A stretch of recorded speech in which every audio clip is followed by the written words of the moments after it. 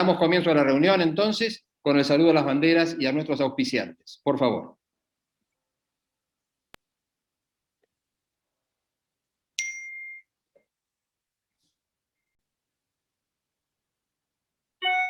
Bienvenidos al encuentro virtual del Rotary Club de Buenos Aires. En breve, iniciaremos nuestra reunión. Agradecemos el acompañamiento de nuestros sponsors. Iribarren Castec Pols. Laboratorio Dr. Gray. Medicals. Empresa de salud fundada hace más de 35 años por profesionales de la medicina, que lleva adelante la filosofía de medicina para todos. Lanuse Consultores, consultores de prensa, asuntos públicos y comunicación estratégica, con un sólido equipo de profesionales capaz de dar soluciones a medida para cada cliente y acompañarlo en todo su proceso de comunicación. Colonia Express, empresa de transporte fluvial argentina de pasajeros que conecta a través del Río de la Plata las ciudades de Buenos Aires y Colonia del Sacramento, además de unir con buses exclusivos a Montevideo, Punta del Este y otros destinos de Uruguay. Ofrece la mejor flota de catamaranes de alta velocidad, servicio de máxima calidad, seguridad y costo accesible. Rutini Wines, la bodega más prestigiosa de Argentina, pone a disposición su tienda oficial. Adquiera sus productos online y recíbalos en su casa ingresando en www.tienda.rutiniwines.com.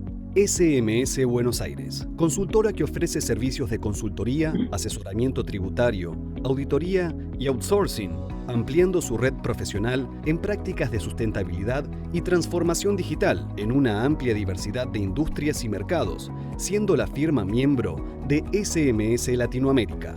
Hotel Libertador, un hotel moderno, cómodo y acogedor en el centro de Buenos Aires, con un diseño contemporáneo, interiores acogedores y un servicio personalizado de estilo boutique, es la mejor opción para sus próximas reuniones. Con más de 40 años de trayectoria, el equipo del Libertador Hotel lo espera para hacer de su evento o estadía un momento memorable. Hacer y ser más que una radio. Mitre, primero en audiencia. AM790 y radiomitre.com.ar. Bertola y Asociados es miembro de Crow Global y opera desde hace más de 50 años en el país, brindando servicios de alta calidad, combinando capacidad técnica de excelencia, un alto grado de compromiso con el cliente, tecnología de última generación y el respaldo de una red internacional.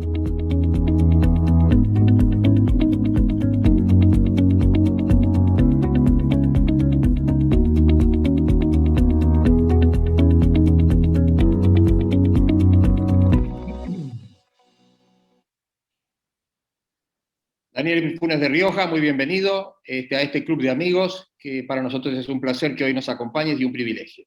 Paso, por favor, a Secretaría al informe Juan Javier Negri. Gracias, Alejandro. Invitados y amigos, muy buenos días. Ha abierto la reunión online de hoy, miércoles 26 de mayo, de nuestro más que centenario club, su presidente y nuestro amigo, el arquitecto Alejandro Marolda. El invitado y orador de la fecha es el doctor Daniel Funes de Rioja, a quien damos una muy cordial bienvenida. Nos complace señalar que, más allá de su digno y extenso currículum, que habla a las claras del valor e importancia de nuestro orador, Daniel sea, por sobre toda otra consideración, un abogado y de los excelentes. Bienvenido, colega. El doctor Funes de Rioja nos hablará sobre el rol de la iniciativa privada en el actual contexto y será presentado y entrevistado por la periodista Clara Mariño. Ella también coordinará las preguntas que se le formulen. Hoy, por ser la última reunión del mes, saludaremos, como es costumbre, a los consocios que cumplen años en mayo.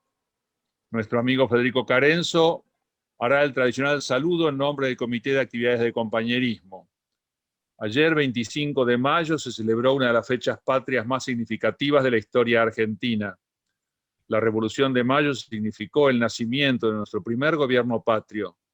No podemos brindar todos juntos por la aventura de la patria, pero en algún momento en la intimidad de nuestras casas preguntemos qué estamos haciendo por ella. Mayo es un mes de conmemoraciones. El 17 fue el Día de la Armada y el 29 será el Día del Ejército.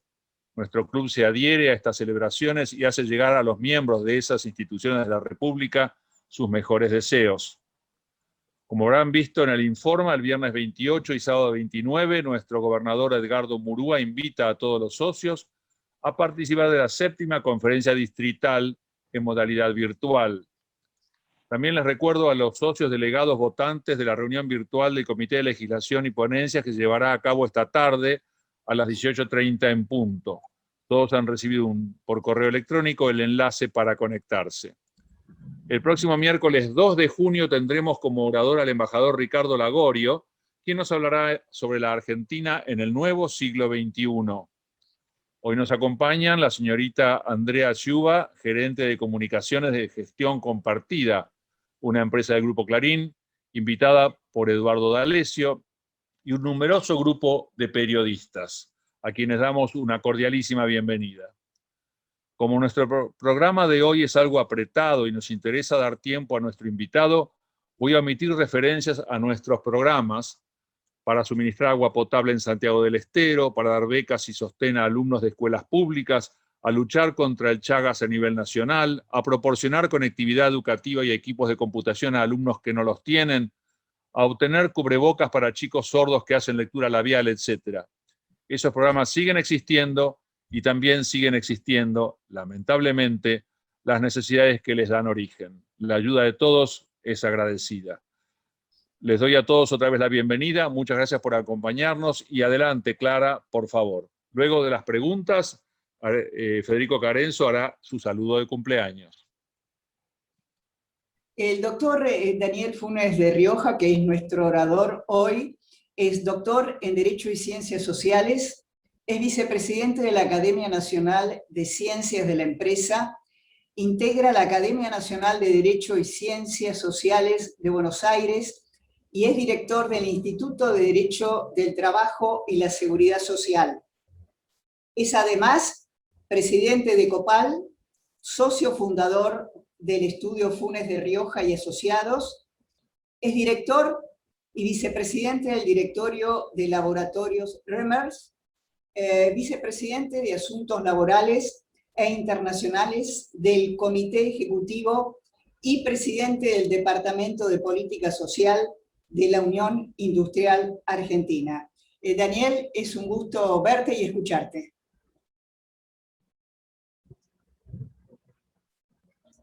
Bueno, nuevamente buenos días y muchas gracias, Clara.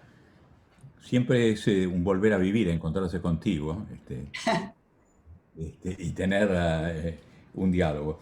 Déjenme decir algunas cosas, marcos referenciales. Juan Javier dijo en sus palabras iniciales que ¿qué estamos haciendo nosotros por la Argentina? Y yo quiero decir que a esta altura del partido, algunos dirán, ¿y por qué ahora se mete en un tema como es ríspido, como es la situación en determinados sectores de la industria, y obviamente con visiones que por lo menos pueden generar debates? Algún autor había dicho, o hablaba de argentino hasta la muerte, y yo dije muchas veces, alguna vez, espero que no me ocurra, seré exiliado si no hay más remedio, jamás emigrado. Y digo, a partir de estas convicciones y a partir de mis hijos, mis nietos, pero además del país en donde nací, crecí y me desarrollé profesionalmente, y donde desde hace más de 50 años estoy fuertemente ligado al mundo industrial y a la Unión Industrial Argentina. Desde ya soy el decano, por veterano, no por otras condiciones, sino por veterano. Es que afronté no solo hace bastantes años ya también el desafío de liderar a COPAL, la Coordinadora de Industrias de Productos Alimenticios, sino de estar en este camino en el marco de la Unión Industrial Argentina. Siempre recuerdo una frase que le habían, una pregunta, mejor dicho, que le hicieron a Ricardo Lagos, Clara, cuando vino a ser proclamado doctor honoris causa de la Universidad de Buenos Aires. Luego hubo una rueda de prensa y un periodista le dijo, pero presidente Lagos, ¿este momento para ser presidente? ¿Este era el momento para que usted tomara la presidencia? Y con tono paternal, Ricardo Lagos le dijo, mire, mijo, si no fueran estas las circunstancias, seguramente yo no sería el presidente.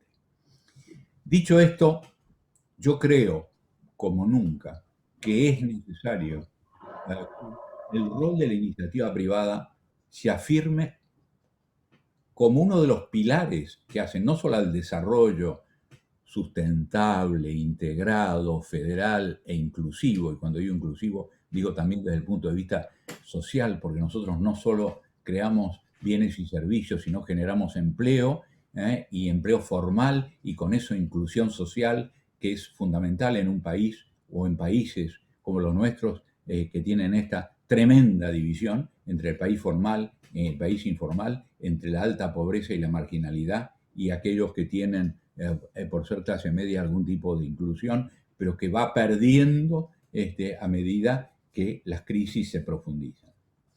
Y yo no voy a hablar del pasado, yo me voy a remitir a hablar de aquí para adelante. El COVID constituye para el mundo un desafío tan grande como pueden haber otras tragedias climáticas o incluso bélicas en el mundo. Y le dan la oportunidad de repensarse, replantearse. Soy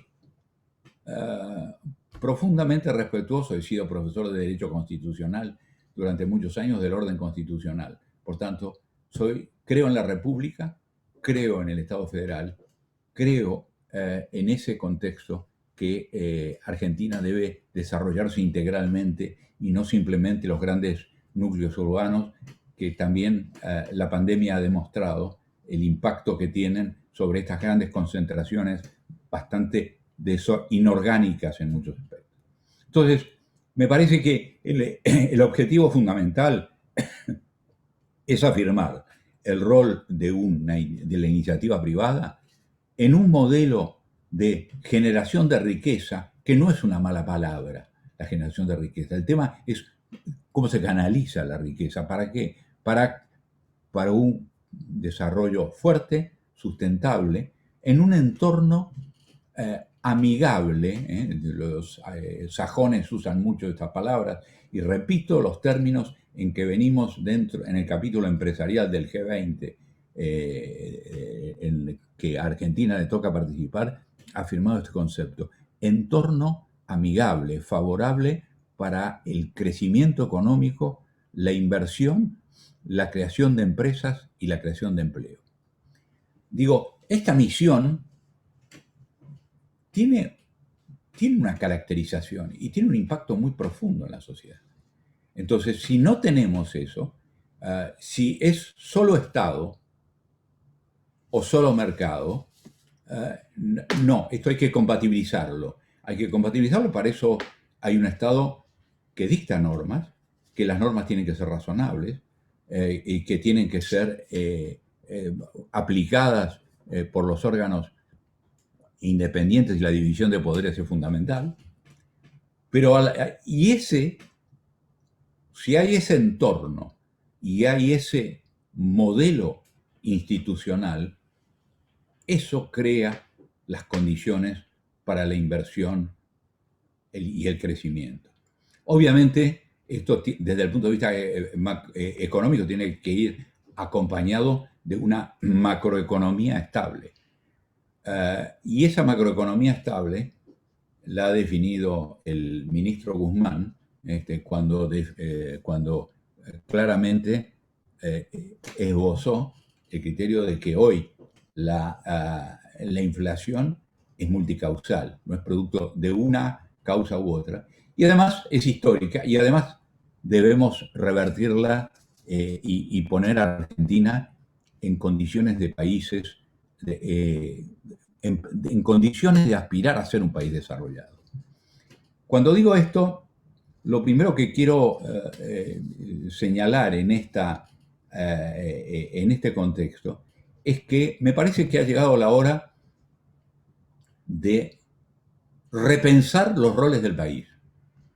Y repensar los roles del país empieza por su inserción en el mundo, en la globalización, en la incorporación tecnológica que es muy veloz, y obviamente con ello un cambio sustantivo en el modelo educativo y en el modelo de formación profesional. El modelo educativo, tenemos un modelo educativo que por lo menos está un siglo atrasado para un mundo que va a otra velocidad y no hay adaptación.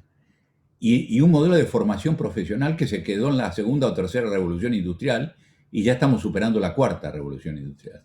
Entonces, si no tenemos ese macheo entre formación, educación, formación y salida, sea profesional o sea salida laboral, evidentemente el circuito no cierra. ¿Por qué?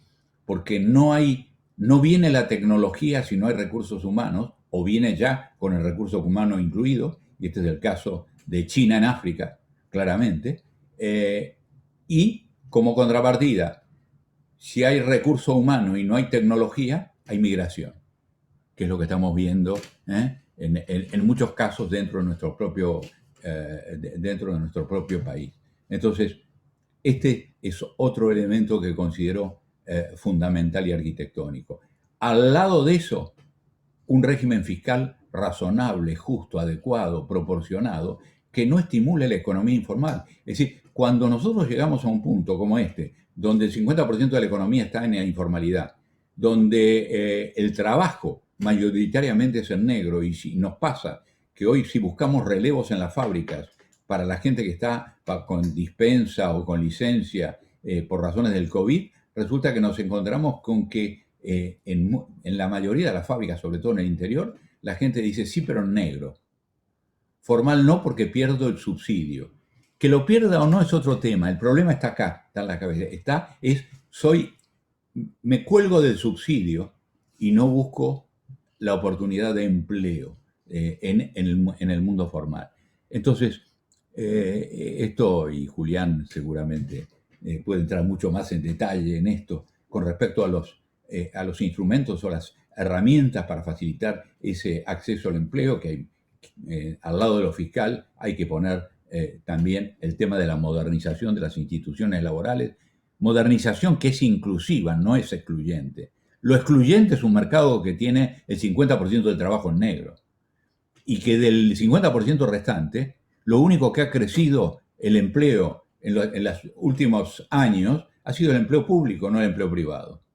Digamos, ese es el modelo de país al que queremos. Ahora, fundamentalmente lo que me parece es que nosotros, desde el sector empresario, desde ya no creo que debamos de ningún modo hacer política partidista, porque me toca actuar como dirigente empresario. Cuando me toca actuar como ciudadano, actúo en conciencia. Cuando me toca actuar como dirigente empresario, represento a una comunidad y por tanto tengo que expresar las visiones de esa comunidad, que normalmente son plurales, que son polivalentes, donde hay que convivir el sector primario con el sector transformador industrial. Dentro del sector industrial hay industria de baja, de media y de alta tecnología, de mercado interno o de exportación, y etcétera, es decir, actores o sectores sensibles que requieren o piden determinado tratamiento más favorable, sectores de micro y pequeña empresa, que son un embrión económico muy importante dentro del país. Pero todo eso también debe darse conjugando esa universalidad y poniéndola sobre la mesa. Y el otro elemento al que quiero referirme es al tema de las grietas, porque grietas hay en toda la sociedad y no son solamente desde el punto de vista ideológico, hoy son también como en esta cuestión de la distribución del ingreso, las tensiones que se generan, tensiones que son naturales, pero que hay que administrarlas, y donde el Estado tiene que jugar, sí, ahí decididamente roles. Es decir, no puede haber, así como no puede haber Estado omnipresente, no puede haber Estado ausente. Estoy en contra del Estado megalómano, del Estado total, pero también del Estado ausente. Y digo, en el plano laboral muchas veces se ve en Estado ausente, cuando alguien busca resolver los conflictos, incluso hasta de encuadramiento sindical, bloqueando una planta, tomando rehenes, o cualquier otro motivo que paraliza la actividad al margen de las disposiciones legales, eso también impacta claramente en la iniciativa empresarial, el espíritu empresarial. Siempre me preguntan en el mundo, en las ocasiones que me ha tocado actuar en los organismos internacionales, bueno, en la Argentina, ¿por qué no invierten los argentinos primero, antes de que hablemos de la inversión extranjera? Y bueno, yo lo que les contesto es que en muchos casos por las mismas razones por las que no invierten el capital extranjero. ¿Por qué? Porque no encuentran el marco de previsibilidad. Las 3C, la certidumbre en las reglas de juego, la confianza en que se van a respetar esas reglas de juego y la concertación. ¿Por qué? Y ahí voy al tema de la grieta. Porque grietas tienen todas las sociedades, de mayor o menor profundidad, y si uno analiza todo lo que fue la segunda posguerra en Europa, las grietas eran gravísimas, gravísimas. Sin embargo, ¿cómo las sortearon? Mirando hacia adelante, mirando hacia el futuro. Teniendo, al decir de Ortega, un proyecto sugestivo de vida en común. Ese proyecto no se construye de la noche a la mañana, pero hay que construirlo. Y es nuestra responsabilidad como empresarios también pedir por ello. Donde el empresario tenga un rol como tal, no un rol de sociedad de beneficencia, sino de producción, inversión, ganancia, capitalización, obviamente pago de salarios y también reinversión. Y entonces me parece que en esto estamos confundidos como sociedad, o nos han confundido como sociedad, pero somos parte de la confusión y tenemos que ser muy firmes en esas convicciones y en reivindicar nuestro rol. ¿A través de qué? A través de la construcción del diálogo, a través de la construcción de propuestas, a través de los mecanismos incluso de participación que después cada uno decida, desde lo social o de lo político. Yo decidí participar desde lo empresarial y bajo esas reglas de juego. Creo que Argentina está en un punto de inflexión que el COVID ha acentuado, que ha beneficiado la incorporación de tecnología, en muchos casos la conectividad nos genera hoy una exigencia mayor, pero en otros, obviamente, tanto desde el punto de vista del aspecto sanitario en sí, como desde el punto de vista de la vida social, ha puesto de manifiesto, lamentablemente, también con mayor fuerza las asimetrías que existen. Voy a concluir estas palabras iniciales diciendo, estoy convencido que sin un rol efectivo del sector privado, el desbalance en la arquitectura de la sociedad va a ser muy marcado y que parte del desbalance histórico está dado simplemente por los movimientos pendulares y no por los equilibrios y la estabilidad de las reglas de juego. Y hacia ese equilibrio y esa estabilidad en el marco del orden jurídico e institucional es que el empresariado debe jugar un rol. Lo he visto mayoritariamente en los países del mundo, los países que se han transformado entonces o los países que se transformaron con la crisis de 2008-2009. Creo que la situación es lo suficientemente delicada como para constituir una oportunidad. Yo no sé si tengo ingenuidad volteriana a esta altura de mi vida o todavía tengo ilusión y esperanza. Voy a trabajar por esa y estoy trabajando por esa ilusión y esa esperanza. Bueno, hasta aquí, Clara, si te parece bien, simplemente mis palabras iniciales y a partir de aquí todas las preguntas que ustedes quieran. El único límite que les voy a poner son mis respuestas. ¿Okay?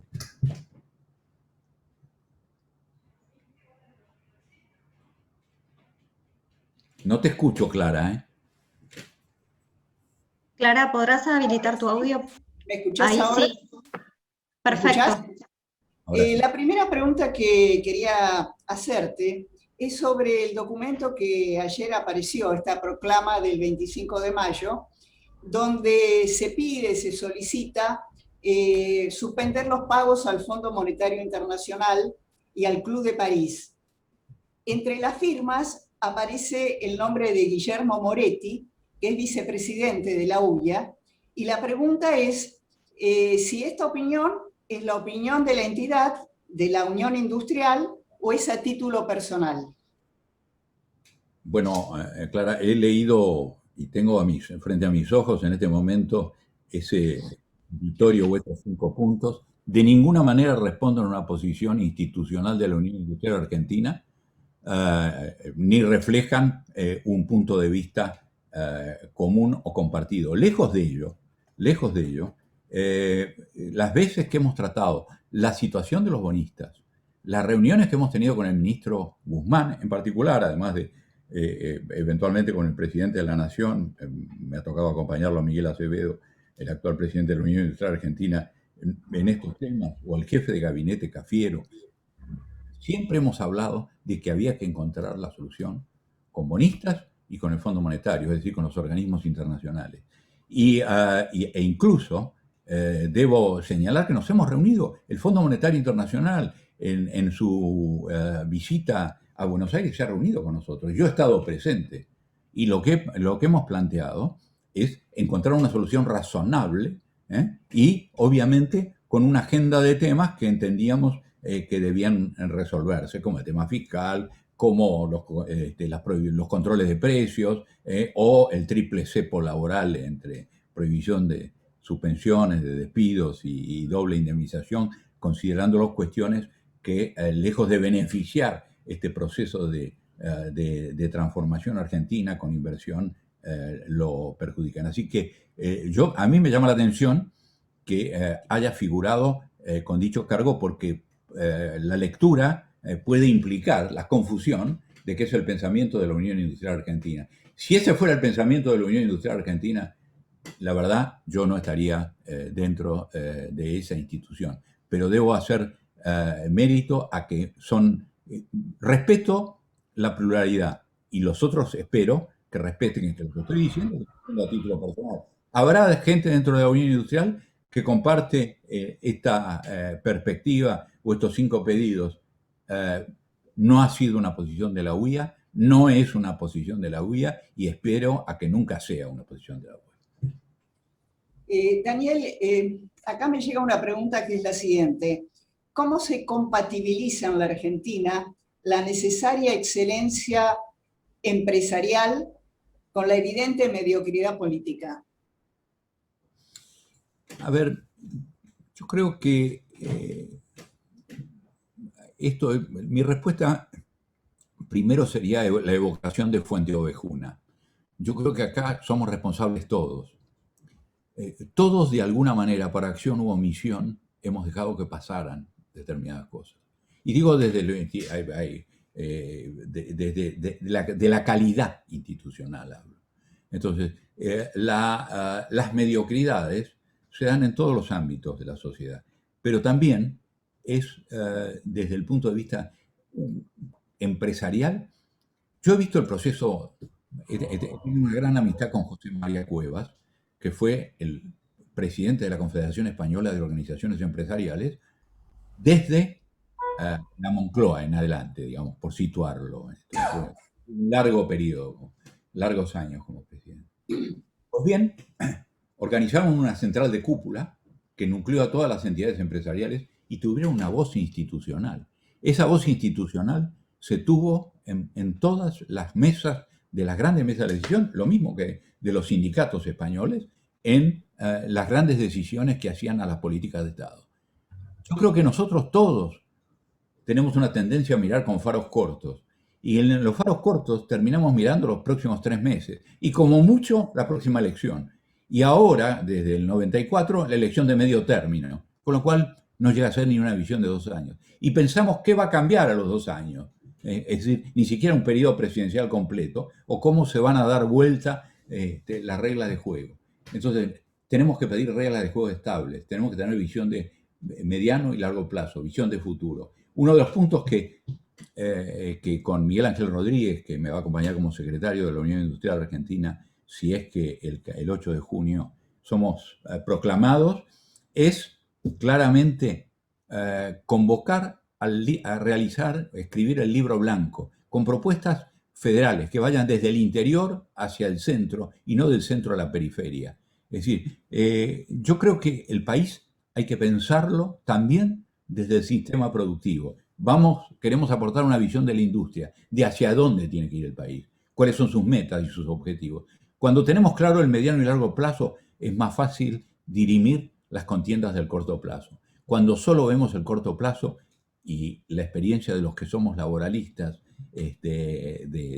por lo menos genéticamente, es que el que se sienta a la mesa se sienta a arañar lo que pueda del otro, porque no hay ninguna previsibilidad, no hay una visión hacia adelante. Y esto le pasa a la política. A la política no la hemos tampoco ayudado a poner los faros largos.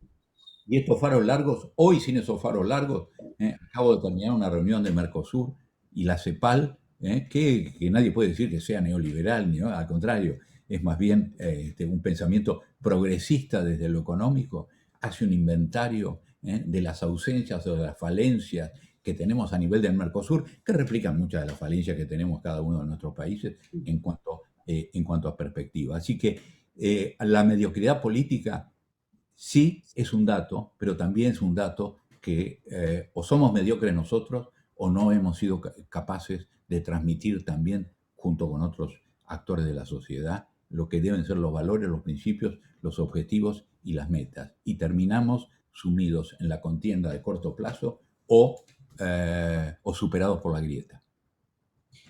¿En qué medida instituciones, entidades como COPAL y la Unión Industrial Argentina pueden influir en la necesidad de modificar, repensar el modelo educativo y profesional en nuestro país?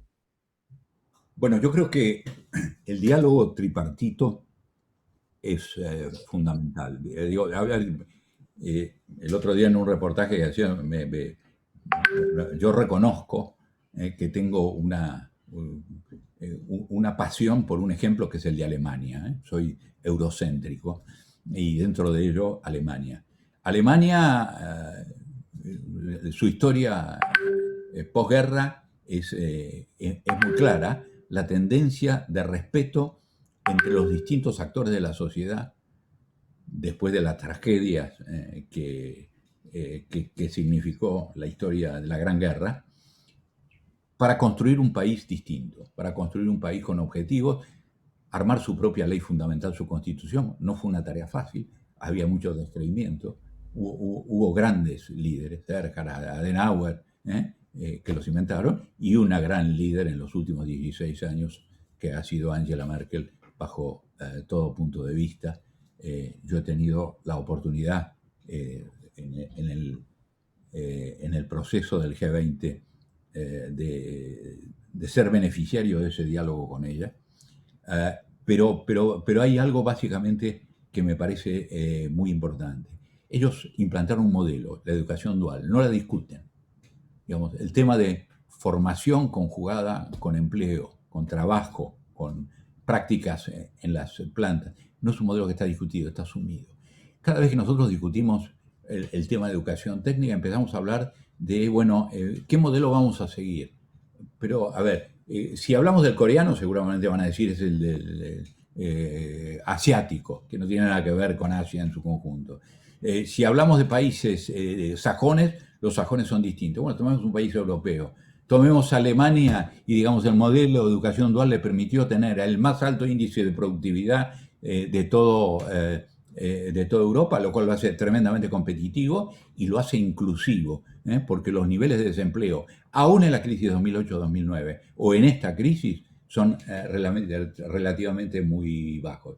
¿Y cómo se construye? Eso se construye fundamentalmente con claridad de ideas y objetivos y mucho diálogo para resolver los problemas de coyuntura. Y entonces me parece que el modelo educativo, yo propicio, yo soy copresidente del Comité Industrial Mixto Argentino-Alemán, y se lo he dicho muchas veces a los funcionarios del gobierno.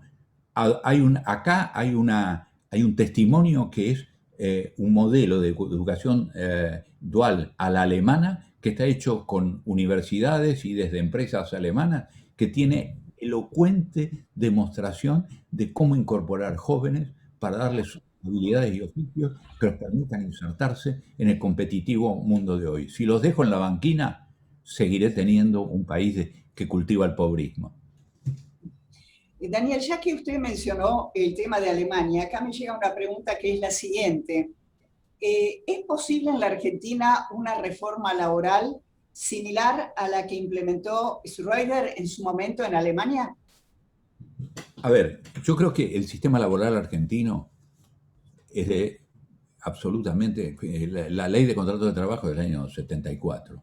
Digo, todavía nosotros fabricábamos el Fora negro, ¿ok? Digo, teníamos una industria, pero nada que ver con lo que tenemos hoy, que implica desafíos totalmente diferentes desde el punto de vista del entrenamiento, de la capacitación.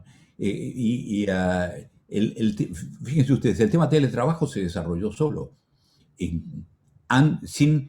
con el marco de la ley de contrato de trabajo y nada más. Después le quisieron meter una ley de teletrabajo en el medio de la pandemia, que obviamente resultaba inoportuno para ponerle cortapisas y limitaciones. Pero vuelvo al punto. Clara, para mí el ejemplo es muy sencillo y lo tomo de la estadística. Desde septiembre hasta septiembre del año pasado, durante los meses del lockdown duro, el empleo cayó vertiginosamente con niveles muy fuertes. No solo el empleo formal, sino también el cuentapropismo. Pues bien, ¿qué pasó desde septiembre? Repunta con el 0,4, 0,7, 1, pero no mucho más de eso, de recuperación del empleo. Ahora, si uno mira la curva de horas extras, subió más del 30%, 35% algunas veces. Entonces, en esa bifurcación, ¿qué me demuestra?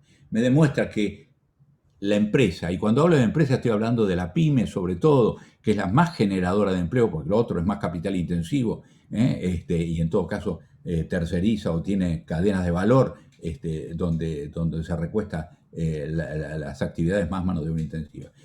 Demuestra que ese pequeño empresario, ese empresario no contrata porque tiene miedo de contratar. ¿Por qué tiene miedo de contratar? Porque desde ya, primero que nada, acá hay una patología que es el juicio laboral, que es inmediato y viene de cualquier lado. Y voy a dar un ejemplo. Un día, el presidente de la Central Empresaria Suiza, donde me ha tocado durante 40 años actuar y dentro de ellos liderar bastantes años a los empresarios del mundo, me pide que me reúna con un empresario suizo que tenía empresas, tanto agropecuarias como industriales en la Argentina.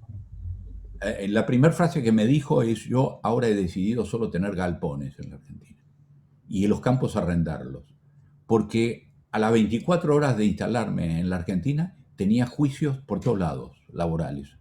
Y perdóneme, me dice, pero con la franqueza, la ruda franqueza de un suizo alemán, me dijo, pero de ninguna manera voy a emprender ocupando gente en la Argentina porque no hay reglas ni respeto a las reglas, y los jueces después terminan siendo distribucionistas, es decir, el juez, más que aplicar derecho, aplica su propio criterio de equidad,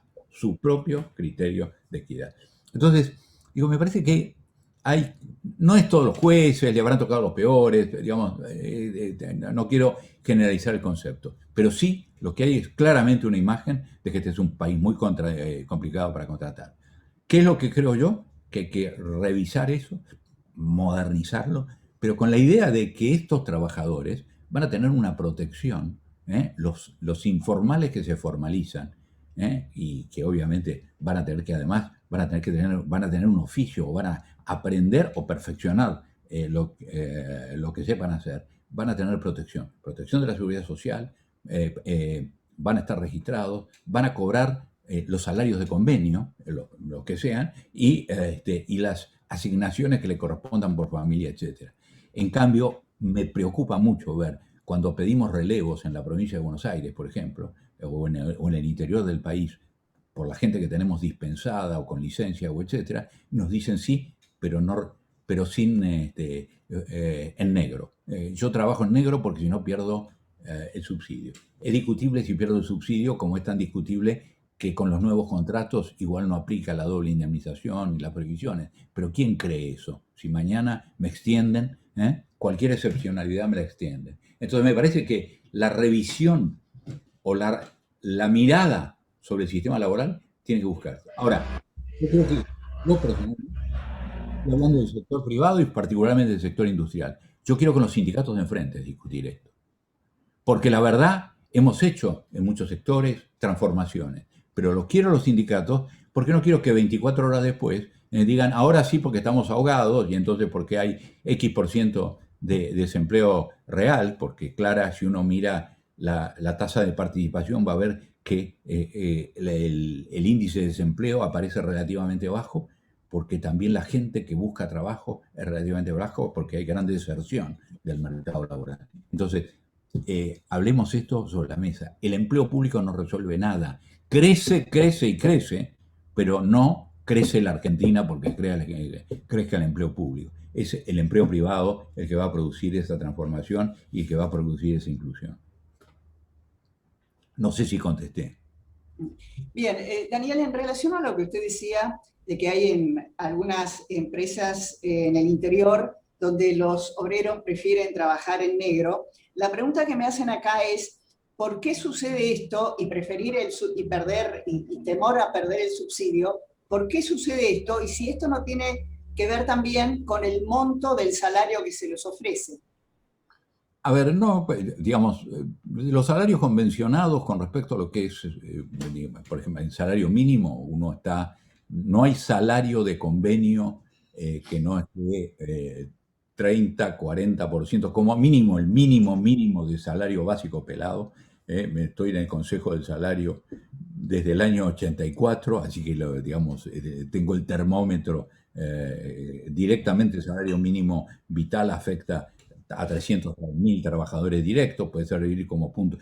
Desde el gobierno dicen que sirve como punto de referencia para la economía informal.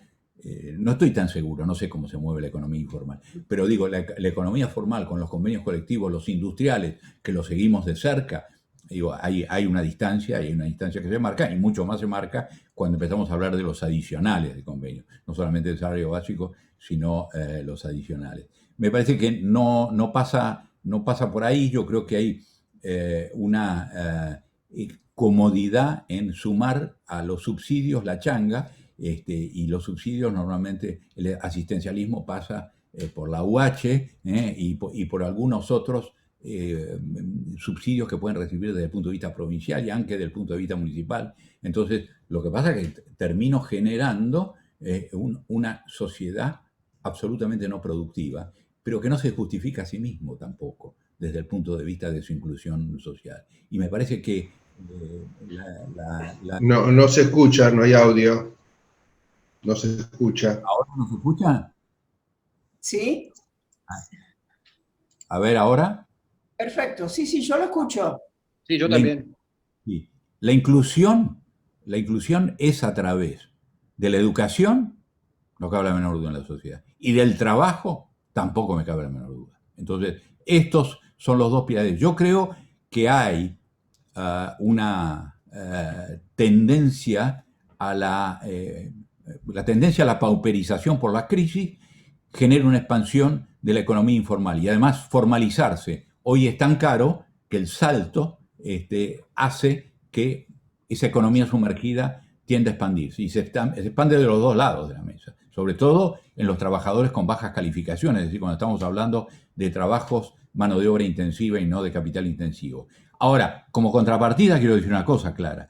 Cuando en el sectores representados por Copal, que son fuertemente exportadores, pero que en el otro lado, de donde importan, están mirando si se respetan los derechos laborales fundamentales, etcétera, cuidamos mucho que las cadenas de producción, las cadenas de valor, desde el sector primario hasta el sector industrial y hasta la logística, es decir, aguas arriba y aguas abajo, estén limpias de trabajo en negro, porque si no, puede implicar una automática barrera, que no cuesta mucho que nos las pongan, desde el punto de vista del país que importa. Entonces, Si queremos ser un país exportador y crecer como país exportador o como región exportadora como Mercosur, tenemos que vigilar mucho este tema de la formalización.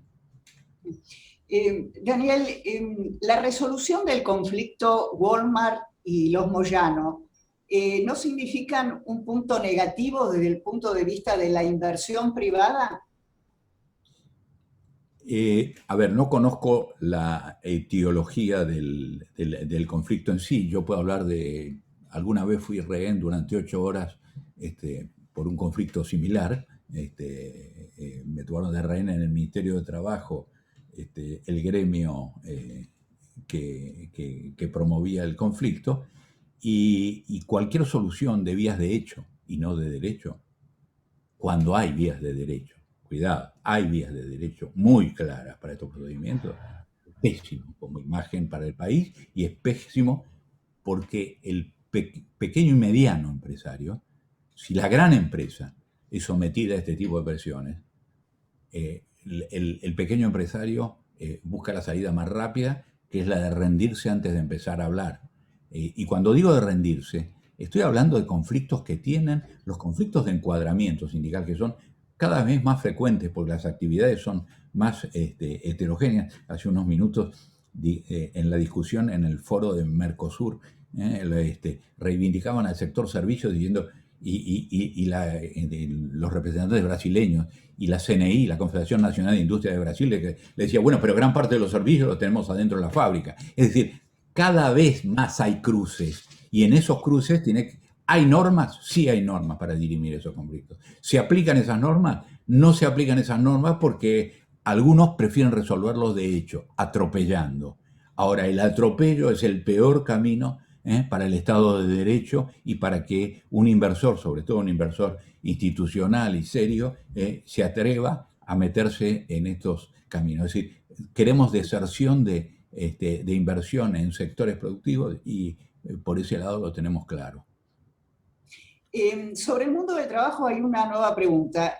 Cuando usted habló de la caída del empleo privado, la pregunta es, ¿esa caída del empleo privado no puede estar también explicada por la irrupción de la tecnología?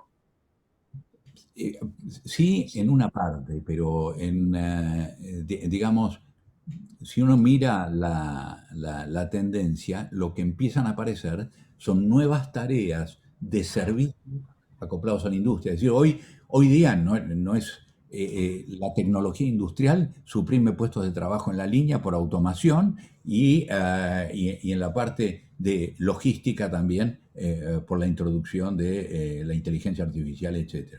Pero después vienen nuevas actividades que se van acoplando a esta cadena que generan incluso empleo de mayor calidad. Obviamente, yo no creo en el fin del trabajo, pero sí hay una transformación y también una traslación a otros sectores, a los sectores de cuidados, al esparcimiento, no en tiempos de COVID, ¿no?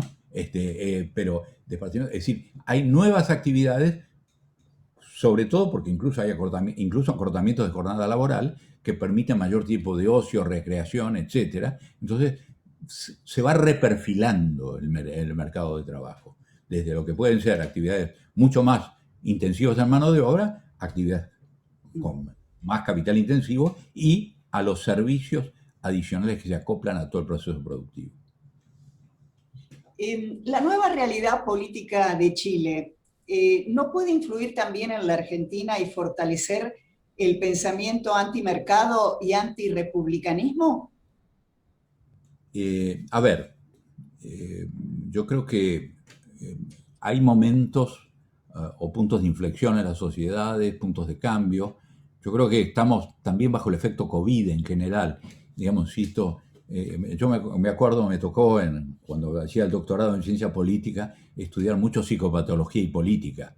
Es decir, ojo que el COVID no es un trauma menor para las sociedades. Esto genera reacciones, genera cambios de conducta, genera impactos. Si los impactos son circunstanciales o van a ser estructurales, el tema es diferente, no me atrevo a decirlo, pero sí ahí aparecen, sobre todo en la región, determinadas ofensivas que tienen que ver con cambios políticos o cambios institucionales. En el caso de Chile estamos frente a una eventual reforma constitucional. Habrá que ver. Yo no soy partidario de las reformas constitucionales por sí, pero de cualquier manera hay que analizar el contenido para saber de qué profundidad y cómo puede afectar los principios republicanos. Y en segundo lugar, con respecto al mercado, bueno, con respecto al mercado, yo creo que Chile es un país que ha consolidado una economía de mercado fuerte. Si es lo suficientemente social de mercado o no, digamos, la pata social con respecto a la inclusión, eso lo reflexionarán los chilenos. Espero que lo hagan en el marco de este orden constitucional. Digamos, hemos visto no hace mucho revueltas callejeras, esto los atribuyo más a este espíritu COVID, y ahora vimos un proceso de votación de constituyentes que en realidad se parece a un poco a los indignados de España y etcétera, que son más inorgánicos. Ahora, si de lo inorgánico en la política, lo inorgánico es anárquico. Si pasa a lo orgánico e institucional, habrá que ver si el sistema de frenos y contrapesos funciona también desde el punto de vista de la conjunción de lo político con lo económico para que el país pueda seguir desarrollándose como ha venido desarrollándose hasta ahora. ¿Cuál es su posición sobre el tema de los aranceles en el marco del Mercosur? Hay una posición, la de Uruguay, la de Brasil, de levantar las barreras arancelarias y otra más proteccionista de parte de la Argentina. Hoy, ¿cuál es la posición suya? La posición que hay que ser prudente. Hoy, además, estamos en pleno COVID con cambio de precios relativos, de costos logísticos, de aprovisionamiento de insumos importados. Entonces, de cualquier manera, digo, cualquier paso, primero creo en el Mercosur y creo que sería un error garrafal de la Argentina salir del Mercosur. Digamos, sería verdaderamente la consagración del aislamiento total. Por ende, hay que trabajar dentro del Mercosur. Ahora, cuando vino Bolsonaro a la Argentina, yo no sé si Clara recuerda, pero me tocó, le pedí al canciller Fori y desde el CICIP, del Consejo Interamericano de Comercio y Producción, que me toca presidir, lo recibía, tuve la suerte de recibirlo durante 2 horas prácticamente, a Bolsonaro y a todo su equipo, fundamentalmente. Digo, el canciller habló menos, pero el ministro de Economía es un ministro de Economía con mucho ímpetu aperturista. Yo no sé si Brasil está preparado para un salto aperturista. Yo diría que hay que prepararse para ir abriendo la economía competitiva y teniendo consideración y en cuenta los sectores sensibles para que nadie quede desprotegido, sino en un plan de transición. Esto no son saltos al vacío, tienen que ser etapas programadas. Es cierto que es muy distinta la posición de países con algún tipo de industria, aquellos que tienen menos peso industrial, como puede ser Uruguay o Paraguay. En el caso de Brasil, evidentemente la posición del ministro de Economía es una posición muy fuerte. Debo decir que la declaración en el foro empresarial de Mercosur con los empresarios uruguayos, paraguayos y brasileños, hubo coincidencia en que Mercosur hay que fortalecerlo y que el tema del arancel externo común hay que ir mirándolo paso a paso, y no saltos de la noche a la mañana. Hay sectores de la sociedad argentina, acá me llega esta pregunta, que tienen una imagen del empresario prebendario, acomodaticio. ¿Cómo revertir esa imagen frente a la sociedad? Bueno, evidentemente por algo la sociedad tiene ese juicio. No hemos sabido dar otra imagen, por lo visto. Y nosotros necesitamos generar una imagen de respeto institucional. Me parece que en esto, en algunos tiempos me tocaba viajar bastante a Japón, donde es cierto que es una sociedad oriental y por tanto muy vertical, pero la gran preocupación de los dirigentes empresarios, de la Keidanren, era que hubiera esa cultura del respeto a la posición empresarial fundada en el hecho de que son verdadero motor de la economía y con ello, de la economía, con ello también de la generación de medios para el bienestar, de bienes y servicios y obviamente de empleo.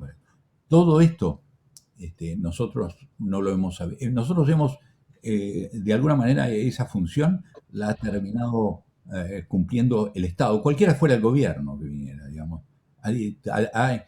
Ningún gobierno ha dejado de decir de cuestionar la posición empresarial como tal, de decir que los empresarios no están a la altura de las circunstancias. En algún momento, no estoy hablando solamente de los presidentes, estoy hablando de los ministros, y creo que nosotros no hemos sabido transmitir lo contrario. Y creo que hay que aprender a transmitirlo. Y esto no significa confrontar, eso significa participar. Acá me llega una pregunta de alguna manera conectada al fenómeno político de Chile, referido a Colombia, y la pregunta es en qué medida lo que está sucediendo en Colombia, que es un estallido político-social, podría replicarse en la Argentina o si existe el peligro de que se repita en la Argentina. A ver, hago un breve retroceso al caso de Chile. Yo tuve oportunidad de trabajar bastante con el CPC, con la Central de la Producción y del Comercio de Chile. Charlie Tramutola, que lo veo por ahí, sabe de la calidad de esa dirigencia chilena en participar, incluso de escribir su libro blanco, y después algunos querían comerse el libro después que lo escribieron y lo llevaron a la práctica, porque muchas de las medidas sugeridas implicaban sacrificios desde el punto de vista empresarial. En el caso de Colombia, la génesis, y ahí sí me tocó actuar muy activamente, dos de los países que he tenido el honor de ser condecorado por ellos ha sido Chile y Colombia, y Colombia me condecoró personalmente el presidente Uribe cuando era presidente. Me dijo: usted viene a Colombia porque lo quiero, en acuerdo de ministros me condecoró por haber defendido a Colombia en la OIT y en la OEA por los cuestionamientos que se hacía. Se adjudicaban las muertes de la FARC a dirigentes sindicales, se las adjudicaban a la falta de pericia o en todo caso o cierto nivel de complicidad del gobierno, cosa que de verdad estoy convencido que no existía. Pero la verdad, el cambio colombiano, que uno lo ve fenomenalmente en Medellín, los que han estado en Medellín ven eso que era Cali y Medellín eran los dos grandes focos de la guerrilla y cooptados por la FARC. Medellín se transformó en un polo tecnológico fenomenal, y este impulso es muy claro. Es cierto que cuando las sociedades empiezan a normalizarse y empiezan a tener nuevas realidades, también tienen nuevas expectativas. Y en el caso de Chile también, no tiene aspiración de clase media. La clase baja tiene aspiración de clase media. Y lo primero malo que le puede pasar es una clase media que baja de nuevo. Obviamente, uno va a tener una reacción, no solamente desde el punto de vista económico y social, sino también política. Y en ese sentido, hay que ver si el sistema y las circunstancias permiten responder a esas expectativas.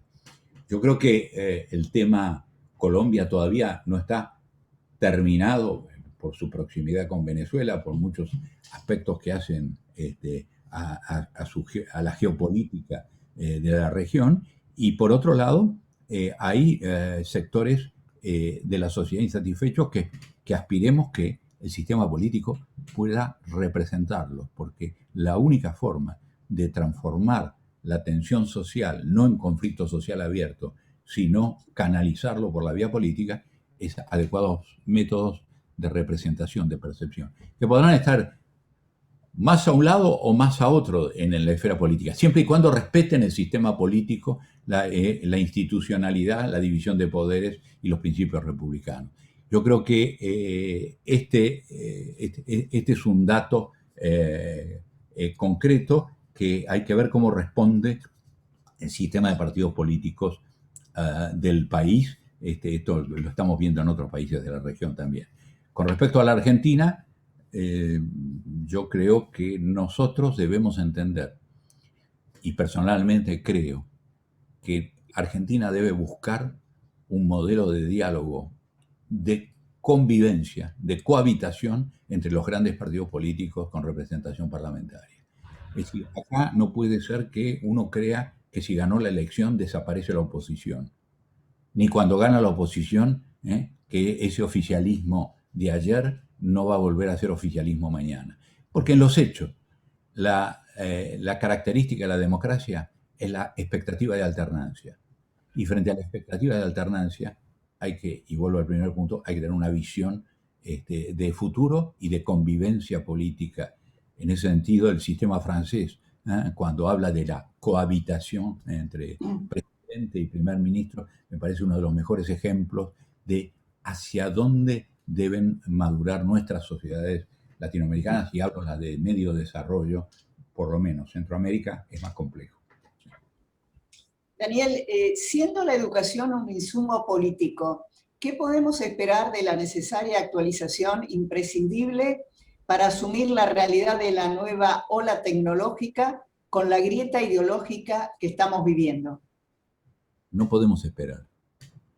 No podemos esperar. Y yo creo que superar la grieta ideológica parte también por el acceso a la educación. Este país tuvo una historia de inmigrantes a principios de 1900, de cada 4 trabajadores, 3 eran inmigrantes, muchos de ellos desencantados, desilusionados, anarquistas o pauperizados. Y llegaron y construyeron de la mano de mi hijo el doctor. ¿Por qué? Porque tenían aspiraciones en el sistema educativo que se podían canalizar a través de un sistema que fue muy generoso. Quizá alguna vez el sistema educativo, recuerdo un presidente chileno que decía: nosotros no podemos, somos un país pobre, no podemos darnos el lujo de la Argentina de tener un sistema educativo gratuito de esa magnitud. Nosotros tenemos un desafío con respecto a eso. Y el desafío con respecto a eso es transformar en un sistema educativo gratuito, no en un sistema pago, pero sí en un sistema donde haya corresponsabilidad. No puede eternizarse en las carreras, reinscribirse, rotar o la baja calidad formativa. Esta es una responsabilidad que tenemos que exigir del gobierno como sociedad. Y como empresarios también tenemos que exigirlo. Nosotros en nuestros temarios para el Comité Mixto Argentino-Alemán, el tema de educación para las nuevas tecnologías es una urgencia. ¿Por qué es una urgencia? Porque si no nos quedamos atrás. Y si nos quedamos atrás, no existimos. Tenemos ejemplos claros. De la misma manera que tenemos los unicornios, también tenemos una transformación tecnológica en el sector primario que es verdaderamente maravillosa como ejemplo hacia el mundo, que nos ha dado una productividad, competitividad en la obtención de los recursos naturales, y que nos da estos dólares que a veces los políticos maldicen, pero bendicen a la hora de recibirlos, pero maldicen a la hora de soportar las consecuencias de eso, que es la búsqueda de los necesarios equilibrios entre esos impuestos, costos que implican desde el punto de vista de la sostenibilidad o del impacto que pueden tener. Ahora, si uno resolviera el problema de la inflación, probablemente no tendría, como no tienen otros países del mundo, esta preocupación, porque los asimilarían o los administrarían. De cualquier manera, no hay tiempo para la educación. No es una meta para mañana, es una obligación de hoy.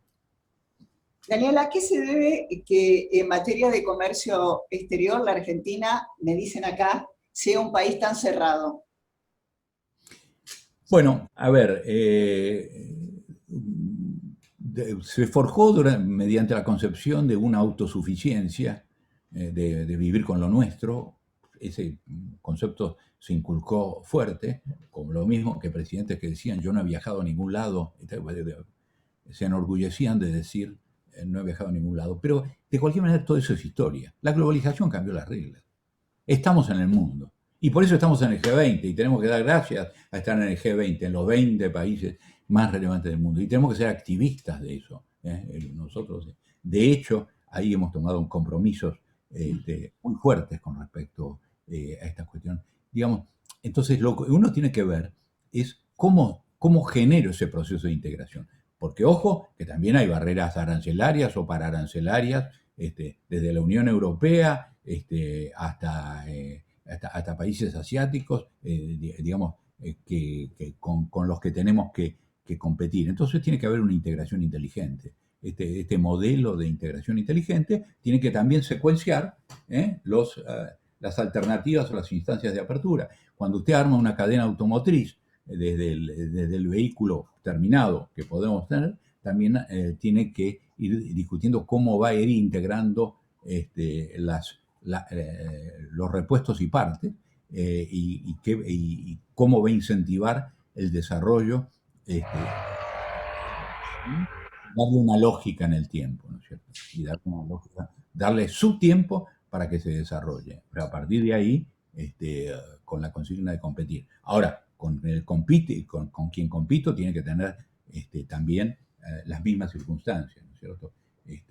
Por eso Argentina necesita abrir el abanico de sus acuerdos internacionales, porque hoy para exportar vinos estamos castigados porque como no tenemos acuerdos de libre comercio con muchos países, pagamos recargos. Digo, para decir algo de lo que no exportábamos nada, que llegamos a exportar $1.000 millones en vino.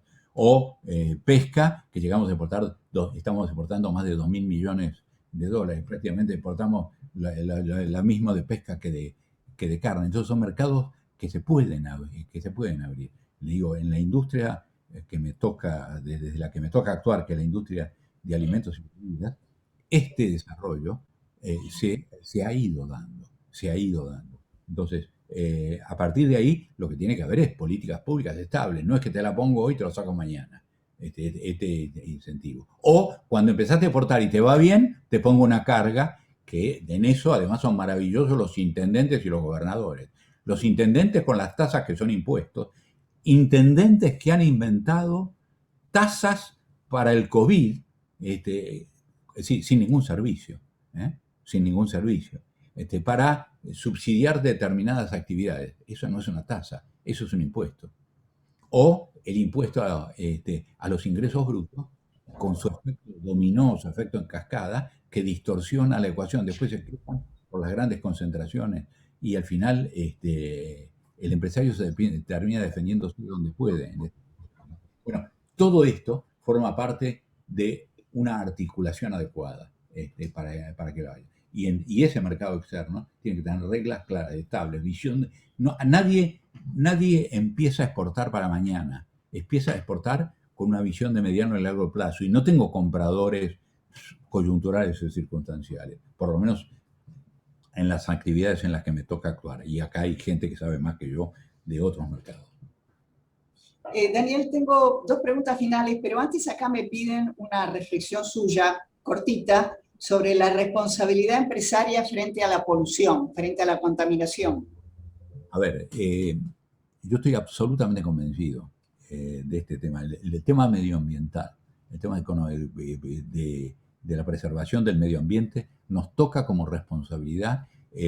Creo que los acuerdos al respecto internacionales son válidos. Creo que el tema de la carbogeneración hay que irla sustituyendo. Tenemos grandes ventajas en esto desde el punto de vista de nuestra realidad, pero si nosotros, que somos de los favorecidos porque estamos en una zona, llamémosle, menos polucionada, no contribuimos con nuestras conductas a eso, que también tiene que ser parte del modelo educativo. No puede ser que, yo navego, uno va al río, está lleno de botellas de plástico tiradas por navegantes, que son clase media, eso no son clase baja. Esto es, somos todos.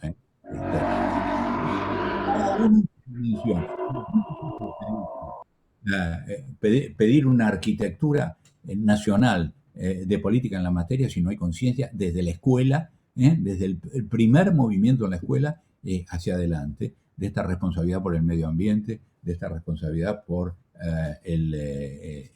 ese equilibrio y fundamentalmente además contribuyendo con ello a la economía circular, que dicho sea de paso también alivia estructura de costos. Acá me vuelve una pregunta sobre el tema de la imagen de los empresarios, es decir, ¿por qué no hay un esfuerzo mayor para que esa imagen del empresario negativa que hay en cierto sector de la sociedad argentina cambie? ¿Qué es lo que faltaría hacer? Yo diría que me parece que hay conjunción de dos cosas, un individualismo un poco negacionista y el fatalismo. Si voy a un programa de televisión y digo... Por favor, levantar un poco el volumen. ¿Sí? Le ha tocado también a Julián Sí.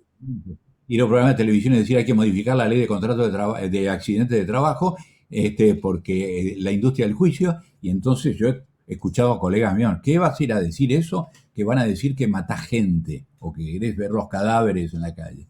Digamos, nosotros también somos los dueños de los prejuicios, digamos. Esto desde el punto de vista individual. Y desde el punto de vista colectivo, porque las organizaciones empresariales en el mundo se articulan también.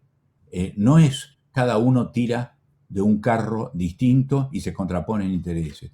Acá vivimos intoxicados de antinomias y las antinomias también terminan pululando en el sector empresarial, que si soy servicio, que si soy industria, que si soy comercio, etcétera, etcétera. En vez de decir, ¿dónde está nuestro common ground? ¿Dónde está nuestro piso común y nuestras metas? ¿Y hacia dónde tenemos que trabajar en conjunto? En la medida que, por eso vuelvo a la figura de José María Cuevas y la Confederación Española de Organizaciones Empresariales, es decir, una visión del empresario y del empresariado, y hacia dónde van. Eso la sociedad tiene que percibirlo. Mientras no perciba eso, lo que va a pensar es simplemente quién es el malo en el culebrón de turno que vea, que siempre es un empresario, o lo llaman empresario aunque sea dueño de un garito. Esto también es. Daniel, usted siempre ha insistido en cada entrevista que le he hecho sobre la necesidad del diálogo en la Argentina. Ahora, hoy, desde el punto de vista económico, ¿con quién se dialoga? Por ejemplo, la Unión Industrial Argentina, con un pensamiento en materia económica tan fragmentada, incluso dentro del gobierno. Primero, uno no puede, en las relaciones del empresariado, obviar el gobierno. Yo también debo decir que hay dos planos, el del proyecto y el de la coyuntura. Pero durante el COVID del año pasado, aún con medidas como, bueno, vuelvo a decir, como el triple cepo o los precios máximos, etc., hemos tenido permanente diálogo con el gobierno para resolver los problemas de logística, los cierres de frontera, los temas del acceso al testeo, que nos aprobaron los protocolos de prevención de seguridad, que habiendo simis para importar, las simis salieran rápido, digamos, uno puede estar a favor o en contra, pero si están, ¿qué hago? Y lo que tengo que hacer es gestionarlas. Bueno, yo no puedo de ninguna manera decir que las organizaciones empresariales puedan dejar de tener ese contacto. Más allá de eso, nadie puede negar que por lo menos desde Copal hemos planteado nuestros puntos de vista y nuestros disensos con el gobierno, diciendo no estamos de acuerdo con los precios máximos, creemos que hay otros caminos. Segundo lugar, no somos la causa de la inflación, no queremos, perdimos, ¿no? En la ley de góndolas, no queremos una ley de góndolas, o creemos que el etiquetado frontal, en el que estamos a favor, tiene que ser de Mercosur y no de cada país del Mercosur, porque si no nosotros nos ponemos limitaciones para el comercio, incluso para el comercio intrazona. Todas esas cosas las decimos, después los gobernantes toman sus decisiones, algunas acertadas, algunas toman en cuenta nuestras sugerencias, pero yo creo que el diálogo hay que mantenerlo, y hay que mantenerlo con el oficialismo, hay que mantenerlo con la oposición, hay que mantenerlo con el Poder Ejecutivo y hay que mantenerlo con el Poder Legislativo. Le hago la última pregunta. Como futuro presidente de la Unión Industrial Argentina, ¿cuál imagina que va a ser su mayor desafío? Mi mayor desafío va a ser inmediato y es convocar a la elaboración de propuestas para un proyecto industrial de desarrollo federal, integrado, sustentable e inclusivo. Y cuando digo inclusivo lo digo en la visión Naciones Unidas de que sea inclusivo no solamente de todos los eslabones de la cadena productiva, la pequeña y mediana, la microempresa, sino también de la sociedad, porque es generar empleo directo o indirecto. ¿Para qué? Para una Argentina mejor. No para una Argentina que tenga que dedicar gran parte de su presupuesto a la asistencia social, al asistencialismo, sino al desarrollo. ¿Qué quiero hacerlo? A partir de las regiones, como trabajé en el B20, como trabajé en la última conferencia industrial, cada región con sus propuestas, más allá del cruce de los temas transversales. Generar un libro blanco de esta propuesta del sector industrial, después ver si se cruzan o cómo se cruzan con otros sistemas productivos, pero por lo menos tener esa propuesta. No más protestas sin propuesta. Daniel Funes de Rioja, muchísimas gracias. Presidente Marolda. Gracias, Clara. Gracias, Daniel Funes de Rioja. Parece mentira, yo me acuerdo de lo que decía Bernardo Neustadt, que siempre decía lo que él decía referido a la realidad, ¿no? Que siempre encontramos cómo desbaratarla, ¿no? De alguna manera a través de la falta de sentido común, el menos común de los sentidos. Eso es lo que él decía. Bueno, escuchando toda esta charla muy interesante, nos queda la esperanza y la ilusión de que se pueda lograr ese diálogo que es tan necesario en este momento. Y siendo nuestro club un enamorado de la educación, así lo tengo que decir, porque hemos creado el capítulo de educación en nuestro club, que precisamente es para tratar de apoyar la educación como puerta para la igualdad de oportunidades, que es la única igualdad que se conoce, ¿no? O sea que desde nuestro modestísimo lugar, gracias por este tiempo, sepan que cuentan con nosotros para todo aquello que podamos ser útiles desde este club de amigos, lo que bueno que estamos siempre en tantas cosas. Muchas gracias y muy bienvenido a nuestra casa. Hasta pronto. Hasta pronto, muy amables. Gracias, Clara. Gracias. Muchas gracias, Daniel. Hasta un próximo encuentro. Pasamos entonces ahora al saludo de cumpleaños. Federico Carenzo, si sos tan amable, para abrir ese tema. Gracias.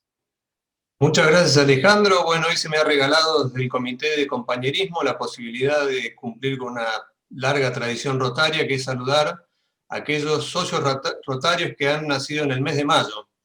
Así me he encontrado con que hay 18 socios rotarios nacidos en el mes de mayo, que los voy a nombrar: Fernando Luza, Héctor Rossi Camilión, Eduardo Chetman, Horacio García y Garza, Ernesto Selman, Alberto Rivapose, Javier Crespo, Guillermo Arteta, Matías Bóscolo, Luciano Pouls, Hernán Celorrio, César Gota, Eduardo Gallardo, Juan Llamazares, Raúl Beco, Luis Bima, Juan Gear y Rodolfo Díaz. Además tenemos una invitada de honor, Yela Biakovic, que no la vamos a saludar por su cumpleaños porque, como toda mujer, solamente nacen pero luego no cumplen años. Dentro de las particularidades que tenemos dentro de este grupo que cumple años en el mes de mayo, tenemos que hay uno solo que se dedica a la producción de bebidas y aperitivos, que es Ernesto Selman, y hay otros 17 que únicamente se dedican a consumir. Y finalmente, quiero decir que el más joven de este grupo, Luciano Pouls, nacido el 18 de mayo de 1975, su nacimiento coincidió con el fallecimiento de Aníbal Troilo, un día muy particular también para la Argentina. Muchas gracias, Alejandro, por haberme permitido saludar a los socios rotarios que cumplieron en el mes de mayo. Gracias, Federico. Gracias, como siempre. Y bueno, pasamos ahora a las mesas individuales para poder seguir charlando entre nosotros.